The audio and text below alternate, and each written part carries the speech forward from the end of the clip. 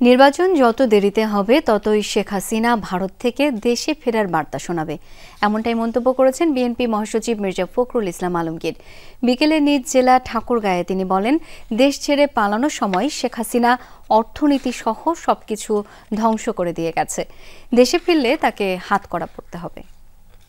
তাড়াতাড়ি করলে কি হবে যে জনগণ ভোট দিয়ে তার নিজস্ব সরকার তৈরি করতে পারবে। আপনি যতই বলেন আপনাকে তার পাবলিক ভোট দিয়ে নির্বাচন করেন না, যত দেরি করবেন তত হাসিনা দিল্লিতে খালি টেলিফোন আর ইউটিউব আর কইয়ে আমি আসতেছি, আবার টপ আসতেছি।